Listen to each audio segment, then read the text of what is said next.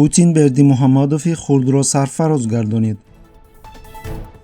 хоруғ эътирозҳои навбатӣ. шинҷон ҷойи якум дар ҷаҳон. раис ҷумҳури русия Владимир Путин дар пасманзари наздик шудани шикасти Русия дар Украина ба кишварҳои Осиёи Марказӣ таваҷҷӯҳи бештар зоҳир мекунад. Масалан, Путин президенти навбунёди Туркманистон Сердар Бердимуҳаммадовро бо ордени дӯстӣ сарфароз гардонид. қарори дахлдор дар портали расмии иттилооти ҳуқуқӣ нашр шудааст. дар матни санад гуфта мешавад, ки Бердимуҳаммадов гӯё барои саҳми бузург дар таҳкими шарикии стратегӣ байни Федератсияи Русия ва Туркманистон сарфароз гардонида шудааст. Türkmenistan'ın prezidentinin vazifesine girişmek Сердар Бердимуҳаммадов писари раис ҷумҳури пешини Туркманистон, ки 15 сол дар кишвар ҳукмронӣ кардааст, дар натиҷаи интихоботи пеш аз муҳлат дар рӯзи 12 март бар асоси маълумоти расмӣ 72% овозро ба даст оварда ба сари қудрат омад. Дар ҳамин ҳол гуфта нашудааст, ки Бердимуҳаммадови хурд дар тӯли камтар аз 2 моҳ чӣ гуна саҳм гузаронида тавонистааст. Очень ценим внимание президента Туркменистана к развитию российско-туркменистанских отношений. ёдрас мекунем, ки вақтҳои охир ин аввалин маротибае нест, ки Русия ба диктатурҳои Осиёи Марказӣ таваҷҷӯҳ зоҳир мекунад.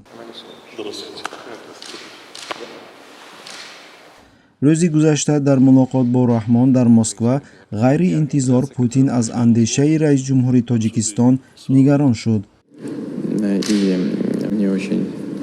Интересно узнать ваше мнение о том, что нужно сделать в ближайшее время для того, чтобы укрепить нашу безопасность на этом направлении. Я очень рад вас видеть.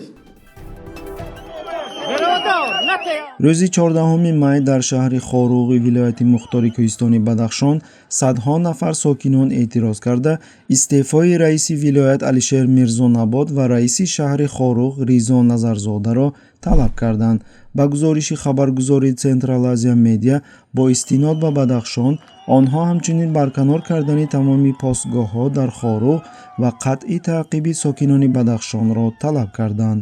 ғайр аз ин, тазоҳургарон исрор доштанд, ки масъулони марги Гулбиддин Зиёбеков, ки моҳи ноябри соли 2021 дар ҷараёни ба истилоҳ амалиёти вижаи нерӯҳои қудратӣ кушта шуд, озодии Амриддин Аловатшоев, Чоршанбе Чоршанбиев ва дигар сокинони маҳаллӣ, ки пас аз эътирозҳои моҳи ноябри соли 2021 боздошт шуда буданд, ба ҷавобгарии ҷиноӣ кашида шаванд. эътирозгарон иддао карданд, ки агар талаби онҳо иҷро нашавад, дубора барои эътироз гирди ҳам меоянд. ба иттилои расонаҳои маҳаллӣ, кормандони интизомӣ дар вилояти мухтори Кӯҳистони Бадахшон шоми 16 май ба сӯи эътирозгарон дар Хоруғ бо тирҳои резинӣ ва гази ашковар ҳамла карданд. ба гуфтаи рӯзноманигорони маҳаллӣ, дар миёни тазоҳуркунандагон талофот, кушта ва захмӣ ҳастанд. теъдоди дақиқи қурбониён гуфта нашудааст. вазорати корҳои дохилии Тоҷикистон рӯзи 8 май аз оғози амалиёти зидди террористӣ дар вилояти мухтори Кӯҳистони Бадахшон хабар дод. сокинони маҳаллӣ дар навбати худ ба муқобили қонуншикании мақомот идома дода, аз мақомоти маҳаллӣ талаб доранд, ки аз худсарӣ дар минтақа ҷилавгирӣ кунанд.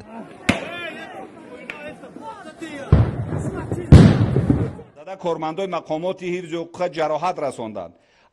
мақомоти Тоҷикистон мегӯянд, ки иддаe аз террористҳои хориҷӣ дар ташкили норозигии мардум даст доранд. онҳо бо дастгирии созмонҳои террористӣ байналмилалӣ дар хориҷ аз кишвар силоҳи муҳимоти ҷангӣ дарёфт намуда, ҳамчунин зархаридони хориҷиро барои анҷом додани амалҳои террористӣ ва дигар шаклҳои иғвоангез ҷалб намуданд, омадааст дар иттилои вазорати корҳои дохилӣ.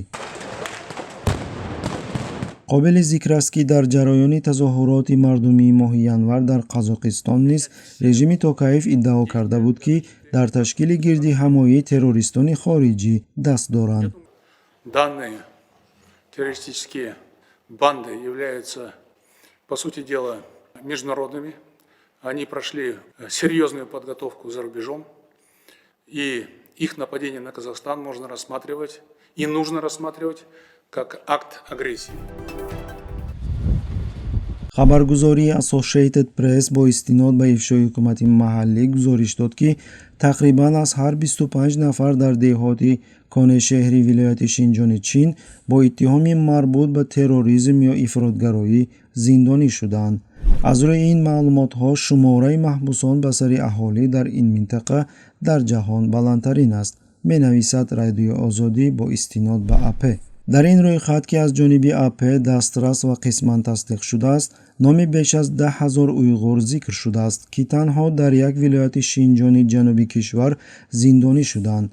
тибқи маълумоти ин рӯйхат, ҳукме ки ба сокинони деҳоти дорои 267,000 нафар аҳолӣ дорад, аз 2 то 25 сол ба ҳисоби миёна 9 солро ташкил медиҳад. ҳарчанд бисёре аз афроди дар ин феҳрист дар соли 2017 боздошт шуда буданд, ба гуфтаи намояндагони уйғурҳои бурунмарзӣ, дарозии ҳукмҳо аз он шаҳодат медиҳад, ки аксарияти кулли боздоштшудаҳо то ҳол дар зиндон ҳастанд. дар миёни боздоштшудагон ва зиндониён намояндагони қишрҳои мухталифи мардум, аз ҷумла ҷавонон ва пиронсолон мебошанд. ҳамаи онҳоро як чизи умумӣ муттаҳид мекунад: онҳо уйғур мебошанд. This case, number 17133. феҳристро ба Евгений Бунин, пажӯҳишгари лагерҳои Шинҷон, як манбаи номаълум, ки худро намояндаи аксарияти хонҳо, ки ба сиёсати ҳукумати Чин дар Шинҷон мухолиф ҳастанд, муаррифӣ менамояд, пешкаш кардааст. But when I was outside, I tried everything I can.